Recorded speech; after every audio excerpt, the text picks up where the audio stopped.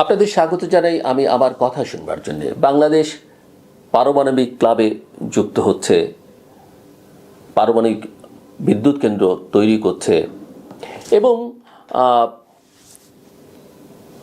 আওয়ামী লীগ একটা mega project নিয়ে আওয়ামী লীগ সরকার, শেখ হাসিনার সরকার বাংলাদেশকে ঝুঁকির মধ্যে ফেলে দিয়েছে।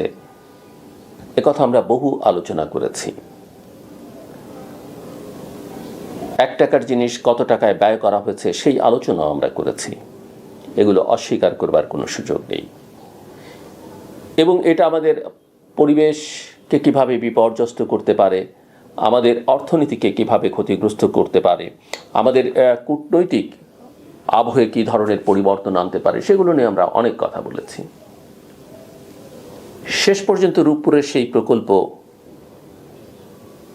আলোর মুখ দেখতে শুরু করেছে, অর্থাৎ তার বাস্তবায়ন প্রক্রিয়াটা শুরু হয়েছে এবং এর মধ্য দিয়ে বাংলাদেশ একটা নতুন যুগে প্রবেশ করেছে। এটা বলা সহজ, কিন্তু এই নতুন যুগ আসলে কতটা আমাদের বাস্তবতার সঙ্গে খাপ খায় সেটাই এখন বড় প্রশ্ন। পাবনার রূপপুরে পারমাণবিক জ্বালানি লোডিং শুরু হওয়ার মধ্য দিয়ে বাংলাদেশ আনুষ্ঠানিকভাবে পারমাণবিক বিদ্যুৎ উৎপাদনের পথে হাঁটতে শুরু করেছে।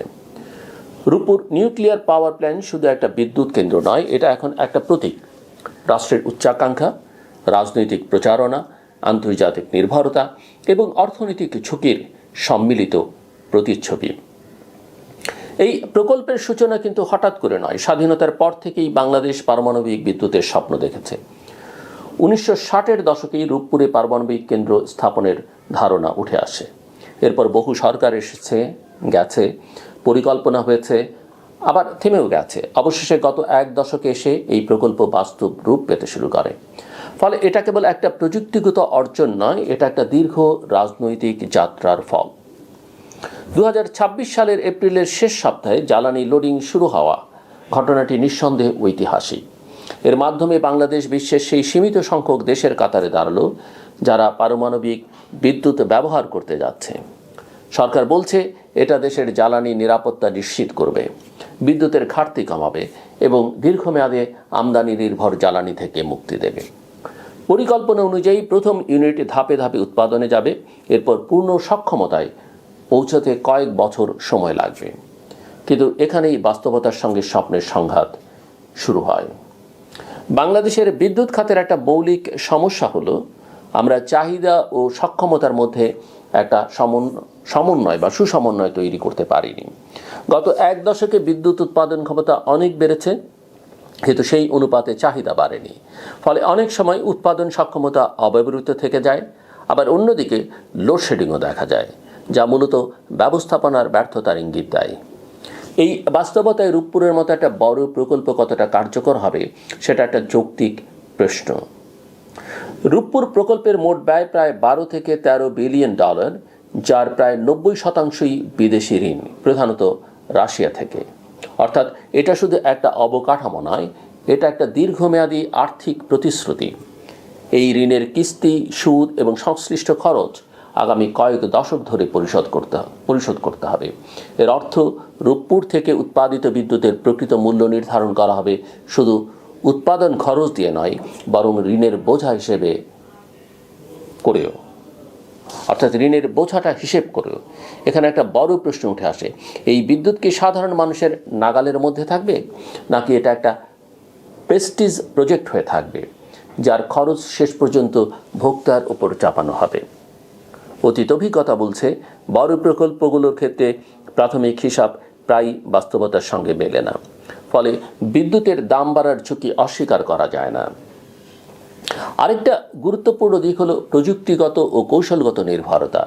রূপপুর প্রকল্প সম্পূর্ণভাবে রাশিয়ার প্রযুক্তি, জ্বালানি সরবরাহ এবং কারিগরি সহায়তার উপর নির্ভরশীল। এর অর্থ শুধু নির্মাণ নয়, পরিচালনা, রক্ষণাবেক্ষণ এবং এমনকি ব্যবহৃত জ্বালানির ব্যবস্থাপনাও বহুলাংশে বিদেশি অংশীদারের উপর নির্ভর করবে। এতে করে একটা নতুন ধরনের নির্ভরতা তৈরি হচ্ছে, যা কেবল অর্থনৈতিক নয়, ভূ রাজনৈতিকও। বর্তমান বৈশ্বিক বাস্তবতায় এই বিষয়টি আরও গুরুত্বপূর্ণ হয়ে উঠেছে। আন্তর্জাতিক রাজনীতি এখন আগের চেয়ে অনেক বেশি অনিশ্চিত।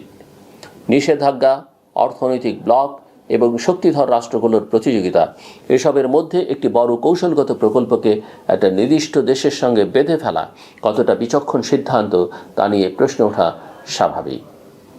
নিরাপত্তার বিষয়টি এখানে অত্যন্ত গুরুত্বপূর্ণ। পারমাণবিক বিদ্যুৎ প্রযুক্তিগতভাবে উন্নত হলেও এর ঝুঁকি শূন্য নয়। একটা ছোট ভুলও বড় বিপর্যয় ডেকে আনতে পারে। যদিও কর্তৃপক্ষ বলছে আন্তর্জাতিক মান অনুযায়ী বহু স্তর নিরাপত্তা ব্যবস্থা রাখা হয়েছে, তবুও প্রশ্ন থেকে যায় এই নিরাপত্তা ব্যবস্থাগুলো কি দীর্ঘমেয়াদে একই মান বজায় রাখতে পারবে? বিশেষ করে বাংলাদেশের মতো একটা দেশে যেখানে প্রশাসনিক দুর্বলতা, দুর্নীতি এবং জবাবদিহিতার অভাব নিয়ে দীর্ঘদিনের অভিযোগ রয়েছে। আরেকটি বড় বাস্তবতা হলো মানব সম্পদ।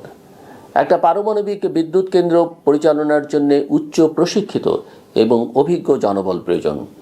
এই দক্ষতা তৈরি করতে সময় লাগে এবং এটি একটি চলমান প্রক্রিয়া। বাংলাদেশ এই ক্ষেত্রে কিছু অগ্রগতি করেছে ঠিকই, কিন্তু সম্পূর্ণ স্বনির্ভর হতে এখনও অনেক পথ বাকি। পরিবেশগত দিকটিও উপেক্ষা করা যায় না। পারমাণবিক শক্তি কার্বন নিঃসরণ কমায়, যা জলবায়ু পরিবর্তনের প্রেক্ষাপটে একটা ইতিবাচক দিক, কিন্তু এর বর্জ্য ব্যবস্থাপনা একটি বড় চ্যালেঞ্জ। ব্যবহৃত পারমাণবিক জ্বালানি অত্যন্ত বিপজ্জনক এবং দীর্ঘ সময় ধরে নিরাপদে সংরক্ষণ করতে হয়। এই দায়িত্ব কিভাবে এবং কতটা দক্ষতার সঙ্গে পালন করা হবে সেটা একটা গুরুত্বপূর্ণ প্রশ্ন। এই পুরো প্রক্রিয়ার মধ্যে সবচেয়ে লক্ষণীয় বিষয় হলো রাজনৈতিক বয়ান। রূপপুরকে একটা জাতীয় অর্জন হিসেবে উপস্থাপন করা হচ্ছে, যা আংশিকভাবে সত্য, কিন্তু সমস্যাটা তখনই হয় যখন সমালোচনাকে অগ্রাহ্য করা হয় এবং প্রশ্ন তোলাকে অগ্রগতির বিরুদ্ধে অবস্থান হিসেবে দেখানো হয়। একটা গণতান্ত্রিক সমাজে বড় প্রকল্প নিয়ে প্রশ্ন তোলা অপরিহার্য, কারণ এগুলোর প্রভাব দীর্ঘমেয়াদী এবং বিস্তৃত। বাংলাদেশের জ্বালানি নীতির একটা বড় দুর্বলতা হলো